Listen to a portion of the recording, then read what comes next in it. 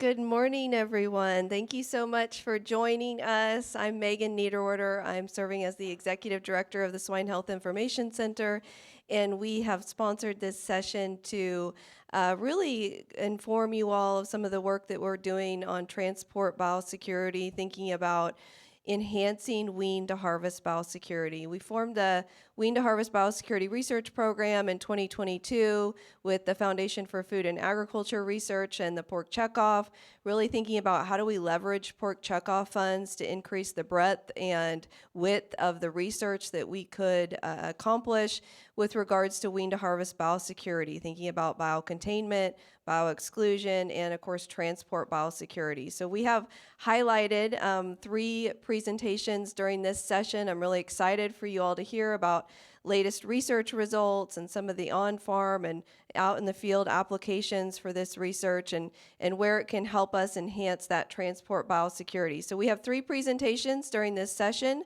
and we will leave a little bit of time after each presentation for questions. So feel free to raise your hand and we will bring the microphone to you as you have questions. Really look forward to update you all on this research effort. So our first presentation is Dr. Gustavo Machado from North Carolina State University.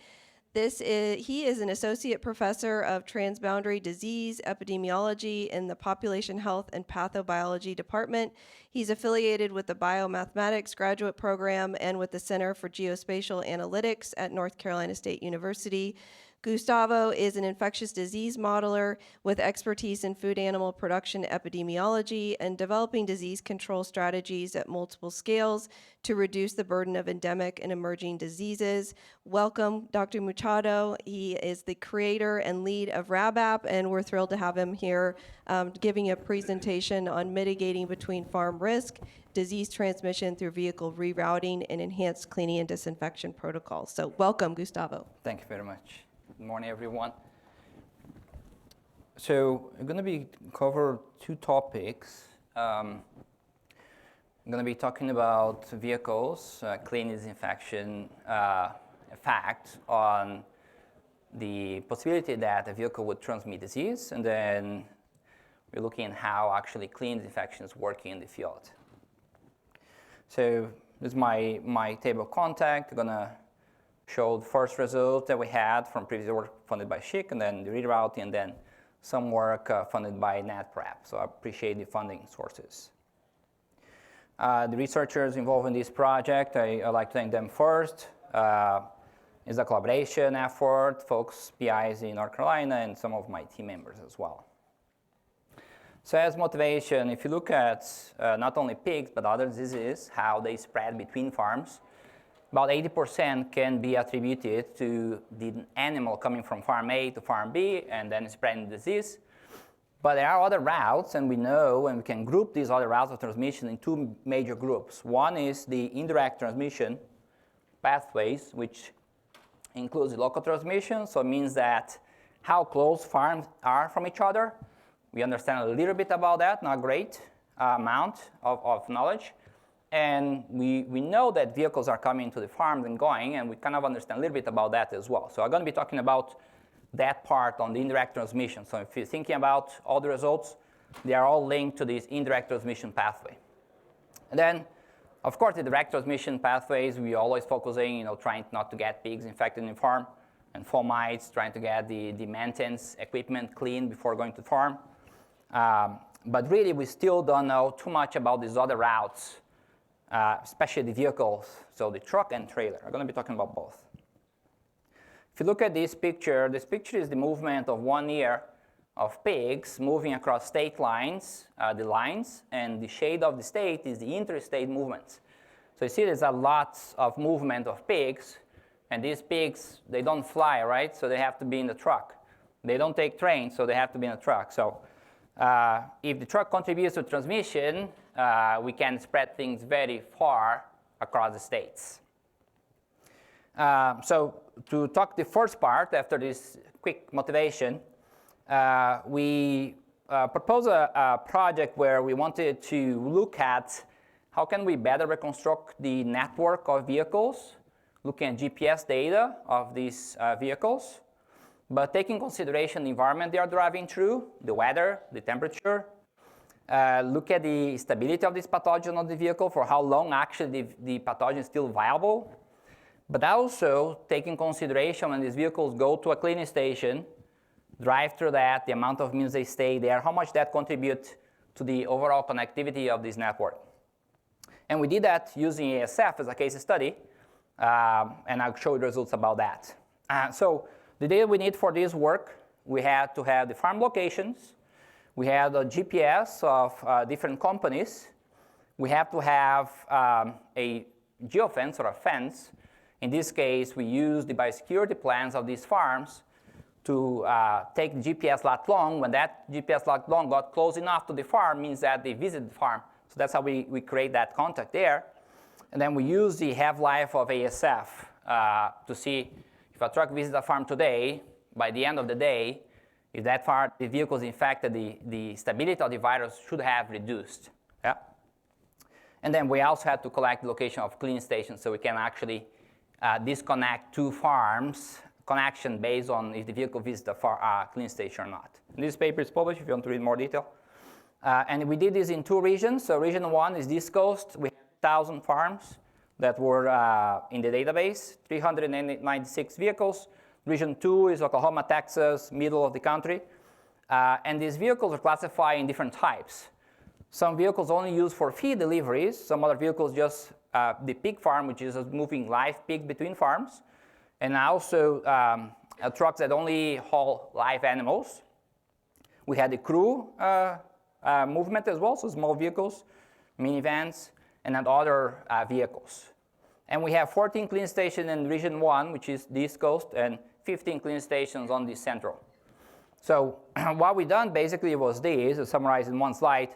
A vehicle go from farm A1 to B1, and if the truck got into a specific distance to that farm, we count as a contact, yeah? And we have to assume that every contact to the farm has a probability of picking up some contamination from the environment. And then perhaps the vehicle went to farm C1, and then perhaps went to the cleaning station. So we work out the whole network. And the big question is still, and we're going to come back to this, is the cleaning station. How really good was that cleaning event? Did that remove all the pathogens or not? So we work out this for every single vehicle for 1 year. You can see the temperature rasters underneath. So if a vehicle went to farm 1A, after a few minutes, if it's hot, ASF would reduce the suitability, right? So we work out all that, create the contact matrix, and then we can ask a few questions against this network. Here, just to show you how a secure power supply plant map looks like, the blue line is the PB8, perimeter buffer area. So we have this data for all those farms. So we're able to see if the vehicle got 50 meters from that area, means that either we're loading feed or was a contact to that farm. So that's how we register a contact to a farm. And here is the relationship of the suitability or stability of ASF throughout time. So it's basically the stability is a function of temperature and time. So the coldest temperature and the recent event, the contact, the more likely that the vehicle still have ASF on the environment, basically in the truck. So we work all that out, and since we don't know how good a cleaning event is, we have to assume that it goes from 0 to 100, and the H line here represents, the color represents those scenarios. And you can see here, just the feed vehicles, you can see that in a few days, horizontal is days, in a few days, a lot of vehicles are connected. It means that maybe the vehicle's not being clean, perhaps, and I'll show you that, why. Or the contribution of cleaning doesn't matter. So that's not very good news for feed vehicles, but if you look at the live animal vehicles, it's quite good. You see that if we assume that it's 100% every time the vehicle goes to a cleaning, there's a big difference between the blue line and this yellow line. That is, when we say that is not effective at all. So if I go zoom in there and you look at this, see the blue line is the number of farms in the horizontal axis that overall, throughout all this work that connected other farms, vehicles that connect other farms, takes about 100 days to be about 50 farms to be connected by the live animal transportation. So it's quite low. But if the cleaning is not good, or if it's between 0 and 10, pretty quickly, after some time, we connect a lot of farms. It means that the likelihood of the vehicle contributing to transmission is significant. And if I look at just the distribution of the cleaning events by truck type, the gray one is the feed vehicle. You can see the mean number of visits of cleaning station is much lower than the other two vehicles, which are the live animal ones. So, they're not being cleaned as often as the live animals, and there's a sense that perhaps not transporting animals, so we don't have to worry about that too much. But if it's indirect transmission, feed vehicles still can contribute for transmission. So conclusion for this one, we're able to reconstruct the whole network. We're able to have this network on hand. We're able to see that the cleaning and disinfection actually contribute to breaking up this network, so we reduce the chance of vehicles transmitting diseases. But if you look at the C&D, or the clean disinfection, 100%, when the ASF is low suitable on the vehicles, it means that it means a past long time, or there's a long time of downtime between two visits, we are able to reduce transmission, yeah? And this happens on scenarios where we had a long downtime of the vehicle or was summer months. On the flip side, even if the cleaning is 100%, but the suitability, the stability of the virus is high, so just visit the farm and go to a different farm, it didn't do a good job on reducing that network. And this happened when we have low downtime between visits of these vehicles and also those winter months. So two bad factors. Okay, so that's good, but we really didn't solve the problem. So where do we go from now that we understand we can recreate this network? It's quite time consuming and it'll be difficult to do it, but we're able to do that. If assuming the cleaning, even 100% does not remove all the risk, what if we reroute these vehicles based on where they've been? So we're going to talk about that. But still, we don't know how good the clean disinfection is. Is it zero? Is it near zero? It means that 1% every time a vehicle goes to a cleaning, we're able to disinfect completely, or is near 100? We don't know. So I'm going to show you some results of what we're doing on that. So to get to this one, the rerouting, again, funded by SCHIC, we had to collect more data to be able to reroute these vehicles. We had to collect all the feed mill locations, all the slaughterhouses locations, all the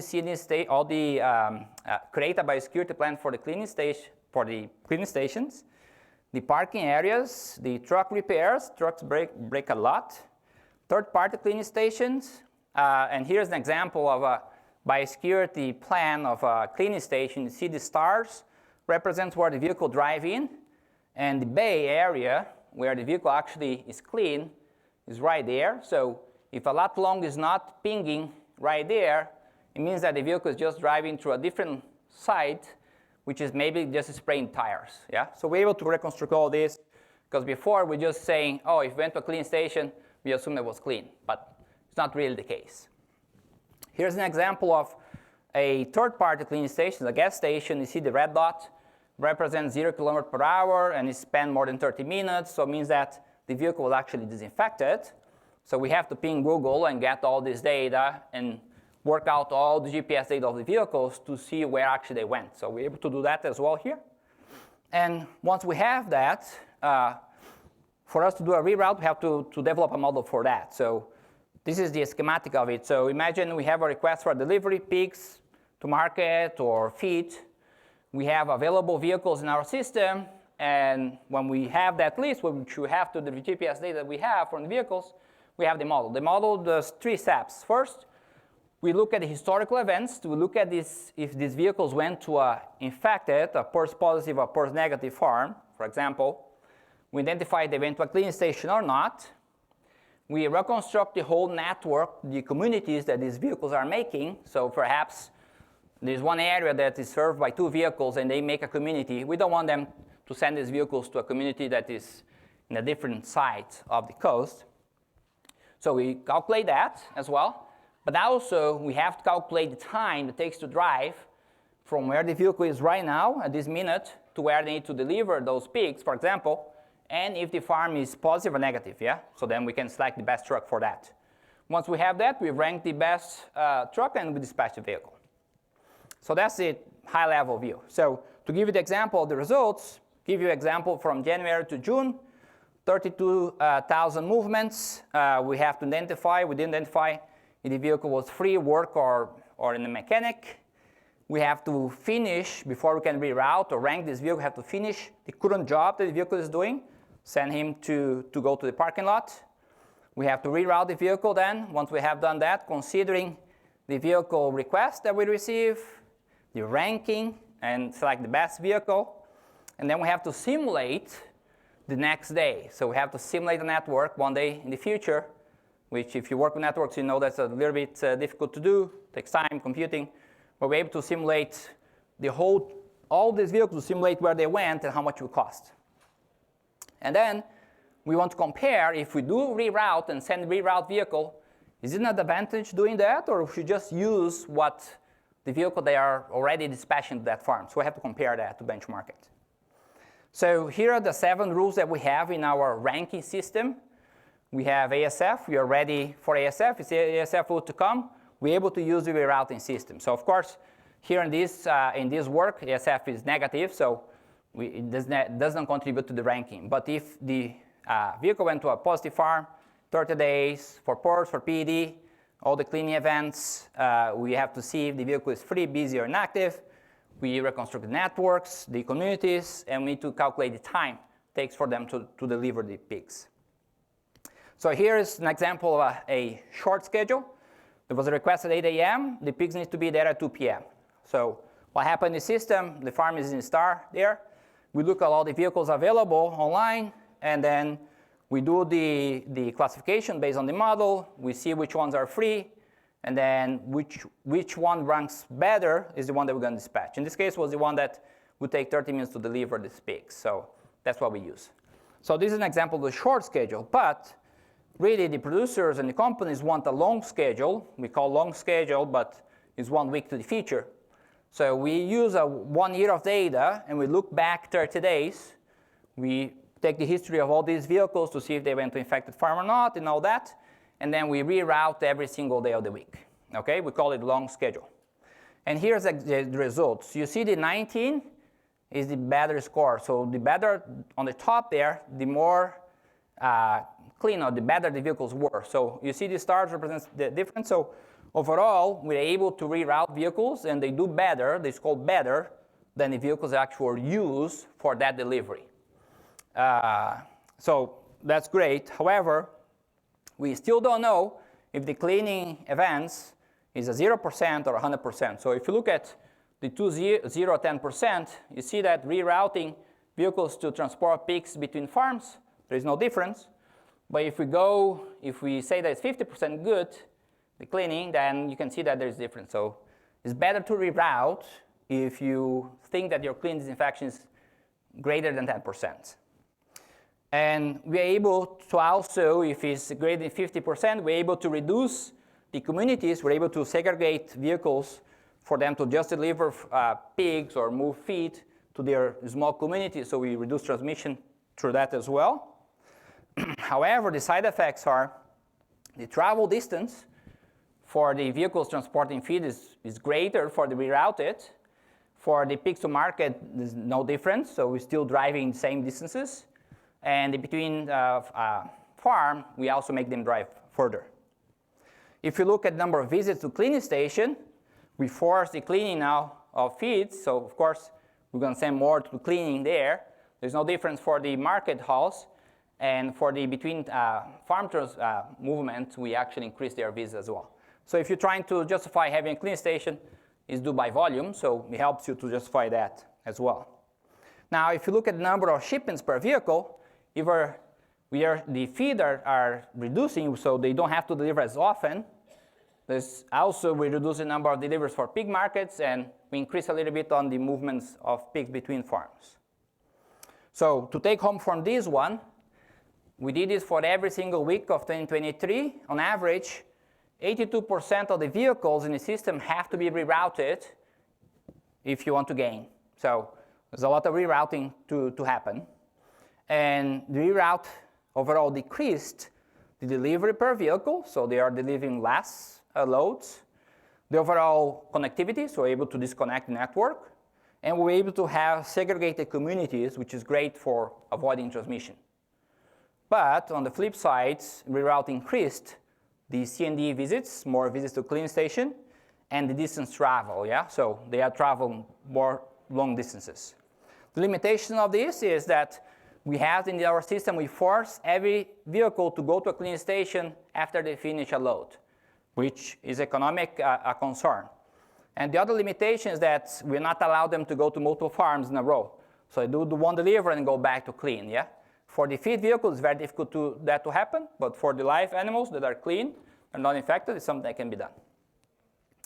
Okay, so for this, we still have to do, and we're working on right now, is to actually we have a mathematical model to simulate PERS and PD on top of it, and then compare for a full year, for a whole full season, if the observe and reroute would do better as far as the duration of the epidemic, number of infected farms.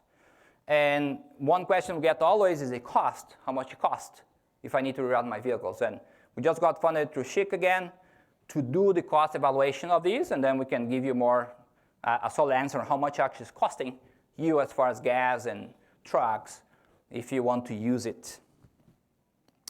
So that's great, but the question is still, how good is your cleaning and disinfection? Is it 100% or is it 0?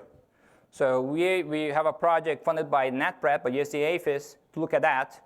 And basically, we are collecting swabs of all the vehicle types. We already finished collection of these for 7 months, so a lot of samples. And we are testing it. We develop an in-house PCR. We are testing it, and what we want to do is, and we trace the same vehicles for these 7 months, and we know the status of the farms. So we want to plug the distribution, so basically the effectiveness of the cleaning events throughout 7 months of those vehicles to individual vehicles, and see that if we do the real life clean disinfection, if it's 0 or 0.2%, the effectiveness, how much that actually will contribute on reducing transmission. So some results here very quickly on this. What I'm showing here, you is the truck types and the site locations where these swabs were collected. On the right side here, the collection site, and the dashed line is the PCR cutoff. So below that point is positive, above that point is negative. So the tires were negative, and we're talking about 1,500 samples. The cabin was negative, but the back of the trailer was positive, ignoring the truck type. Now, if you look at the specific truck type, the crew, and we look at where we collect the samples, so we have here the cabin was positive, the tire were negative, so they're perhaps cleaning that. If you look at the feed vehicles, they were negative, it's a great sign, and the market vehicles are very positive. Yeah, the market haul trailers and trucks were actually positive. And we have PD and positive and negative, and I'm not going to talk about that, but it's basically cleaning stations that are dedicated to PD positive and negative. But if you look at this, which is showing you the results before and after, so the light pink is before the disinfection, how the vehicles got there in different concentrations of the disinfection. For the feed vehicles, see they're negative, and after we clean, we reduce the CT value, which means that it is increasing the amount of virus that we have detected on those, perhaps because it's splashing water and it's spreading out throughout the trailer and the truck. So that's one explanation that we are still looking at. But not too good is the market vehicles. They are positive, and after we clean them, which is these two bar plots here, they become more positive. So again, if you've been to a cleaning station, you know how that goes. There's somebody clean on the top, somebody clean on the bottom, and it spread more throughout the trailer. So there's one explanation there. So that's there. And for this one, we already did the bioassay with these samples on before disinfection, and we have selected samples that were positive, very positive, and not so positive. The clinical trial, and all the pigs die in 48 hours. So it is, in fact, it is live virus that we are detecting there. But we cannot test all the thousands of samples that we have, right? But it demonstrated that actually the sample is positive for PED. And what we are doing in December is the post-disinfection, yeah? Really, we need to see if that once we have implemented and clean and applied the disinfection, still viable, still those swabs still have viable virus, or they're all dead.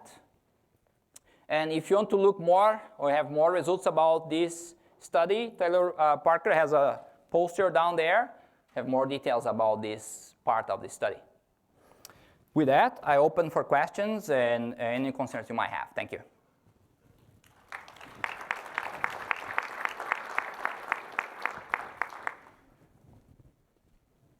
Thank you so much. Excellent presentation. We have a question.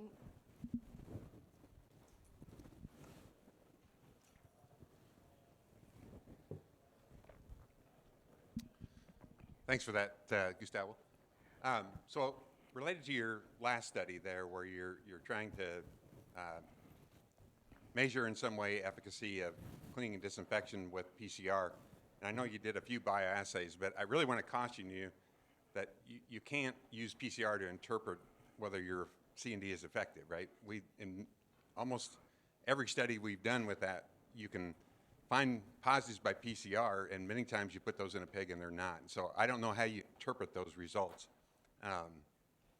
unless you do a bioassay or virus isolation, or ideally we had another way to do that, viability PCRs or other. That would be a way to do this. But I guess I'm not sure what that means, right? It doesn't necessarily tell you that you're either failing or succeeding. And then the other part, I'd like to mention too. I'll let you address that first, Gustavo. Yeah, no problem. So yeah, I agree with you. We did the bioassay with that, and we work on the PCR right now, on the viability PCR, to try to test for that. Well, really, what we're looking for here is trying to come up with a distribution of every single vehicle on where they at. If they're positive, we're going to have to assume that it's near zero. So it gives a chance to use values on our rerouting, on our studies, to be perhaps between 0 and 10%, and we remove that 100% effective on the cleaning. So we're trying to get that ballpark for now, and try to develop the PCR to be able to tell that and do it for PERS and PD together then. Yeah. But I agree, isolating is not an option, it needs to be scaled. I cannot develop something that I need -80 and transport that in time is not scalable. So we're looking at something that can be scaled for the viability at this point. Yeah. So my follow-up then too is, I just want to clarify, when you talk about C&D and efficacy, let's call it between 0 and 100%, I think what you're really saying is that's the probability if you have a contaminated trailer that it's going to transmit virus. Exactly. Is that correct? Yeah. Okay. So there's lots of things involved in that probability other than just the cleaning and disinfection. For example, how they do the loadout, right? If they have, you can have a contaminated trailer show up at your farm, but if you're doing an effective stage loading procedure, for example, you very likely, or you can certainly reduce the probability that you're going to drag that virus from the trailer to the pigs in the herd, right? So I think you're covering all that, I guess, right? The whole, all of the production processes between when that trailer gets contaminated to when it actually shows up at the farm, loads the pigs, and then goes on, right? Is that correct? Yeah, it would be great if we have all that information with thousands of farms, right? Which we don't have. So this is the same kind of same idea when we look at local transmission, where we assume that the 500 meters between two farms is a lot of things happening. So we are in quite the same situation here, that we have to assume that once it's clean, and we take consideration of the environment at least, but we don't know all the other factors that are going on. And to do it at scale, to be able to do it for thousands of farms, we have to simplify this. And if trying to model this mathematically is pretty difficult to put specific features for every single farm, and becomes not impossible, becomes very computation intense. So really we'll try to get the ballpark at this point, see if it actually have value to look into that, or it doesn't matter the cleaning, and we might need to look at something else.